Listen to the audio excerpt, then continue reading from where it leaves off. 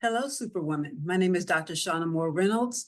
I am a mother, a wife, a psychotherapist, a business owner, an educator, a coach, a keynote speaker. All the things that you are, I am also. But one thing I've noticed over the years working with many women of color that are in the education realm, government, or even in business, that sometimes we feel like we take on a lot more than we're able to handle. So if you see, I'm in my therapy room, and in this therapy room, I talk to women like you every day of the week about how to get more balance and substance out of our lives and not to feel as overwhelmed as some of us are at this time. So we're going to talk about the Superwoman Syndrome. How do you know if you are falling under that category and what you can do to change it? So you may ask, what is a superwoman? That's, we hear about it all the time. There's a song about it. There's a song from back in the day, Karen White, about this song about Superwoman. A superwoman is someone who feels that they must do it all on their own. They try to balance career, family activities, home care, personal social activities. And there's a belief that this woman can balance all these categories. If they can balance all these categories, it will lead to a lifetime of happiness. So if I could do all these things that the world tells me that I'm supposed to balance, if I do those things, I will be in a better place. I will have happiness in my life. And the term was coined in 1984, and it occurs when a woman neglects herself in order to seek to do it all to perfection and stretching herself too thin. So we hear about us stretching ourselves too thin. We hear about self-care all the time right now, and we know the things that we need to do, but a lot of times we don't put aside those times and the energy needed in order to get those things done, especially the self-care portion. And Superwoman Syndrome is a term to describe women who set unnaturally high standards for themselves, goals that are more often beyond reach and completely unreasonable. As a result, these women undergo a range of psychological, physical, interpersonal symptoms of stress as they continue to attempt to be perfect in multiple and conflicting roles in her life. So not only are they trying to be perfect at home with family, children, household, and all those things that happen outside the business world, we're also trying to keep that same mask of perfectionism in the business world. So you never have time off for that perfectionism. We always feel like we're on the go. We always feel we have to get things done. There's never a time when we have the downtime to just recoup ourselves, because we always feel that we have something to prove, we have something to do at all times. So let's look at the statistics when it comes to superwomen of color. 60% of women within the childbearing range say they feel worn out on a daily basis. 75% of African-American families and 59% of Hispanic families are headed by single mothers, which may contribute to the need for Black women to develop strong, independent, and self-efficacious roles and attitudes. And it's believed that disproportionately high rates of adverse health conditions, such as cardiovascular disease, obesity, lupus, adverse birth outcomes, migraines, hair loss, panic attacks, weight gain, untreated or mistreated psychological conditions, and like depression are among African-American women might be related to how we experience stress and how we deal with those and how we process it.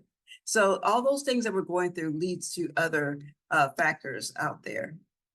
So when we talk about the corporate world, in many cases, despite corporate women leaders, we have many out there now who are high achievers in their career context and have rallied against the odds. They're not immune to persistent experiences and consequences of racial microaggressions, such as assumptions of intellectual inferiority. I'll constantly be asking about their experiences or their education or their past experiences, questioning their credibility and authority. In such cases, they have to work harder to prove themselves as equals. Others leave because of the extra workload that they have to entail to prove themselves to others. One thing we've noticed lately is African-American women represent the fastest growing population of small business owners in the US, citing 21%. They said they are displeased with the work environment, the corporate environment, and decided to open their own businesses. It was a motivator for them to go on and take on their own, where they set their own hours, their own responsibilities, and meet their own needs and goals. And also, 50% of multicultural women are considered leading their corporate companies within the next 2 years.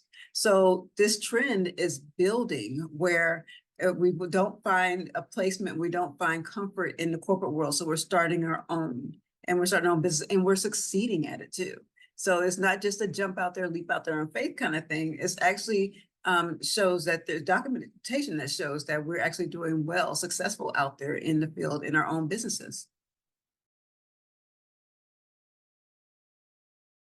You may ask, what contributes to Superwoman Syndrome?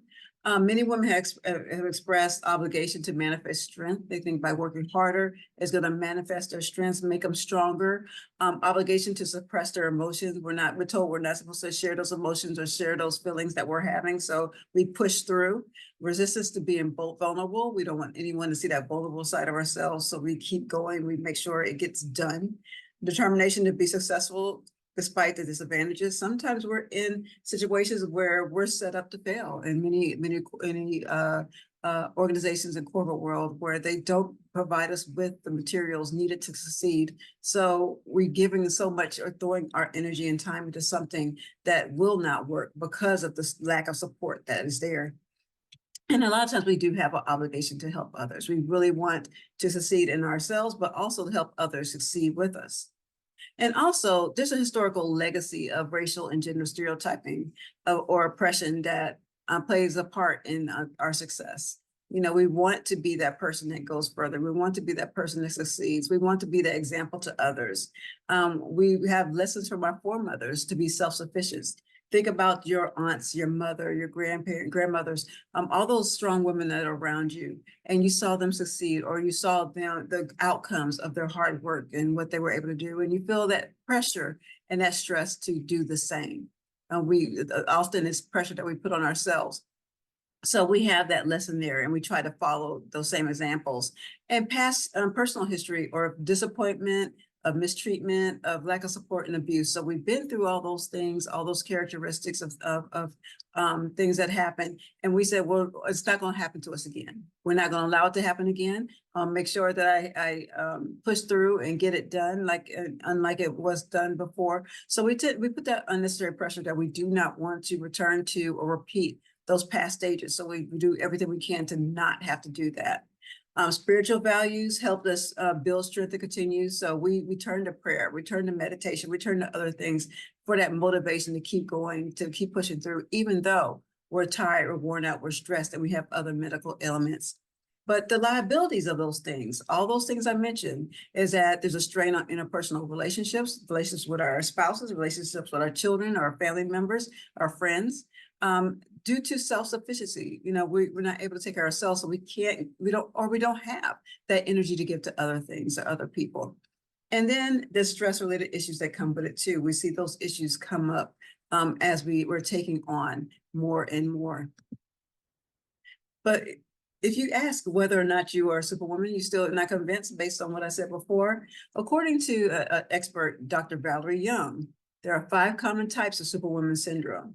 The perfectionists, they always feel like their work could be better and fixate on any flaws or mistakes. This often leads to a great deal of self-pressure and high amounts of anxiety.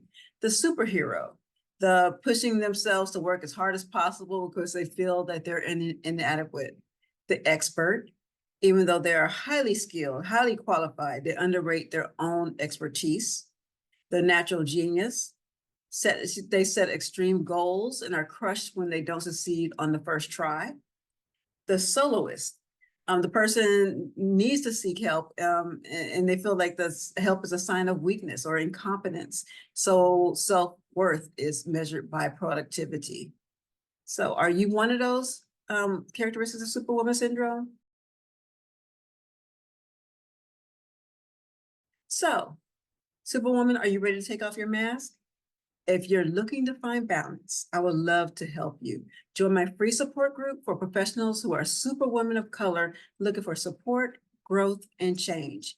You can connect with mental health professionals and like-minded individuals by visiting my website, www.drshaunaspeaks.com/superwoman. In addition to my website, you can follow me on all social media platforms at Dr. Shauna Speaks. I look forward to working with you. Bye-bye.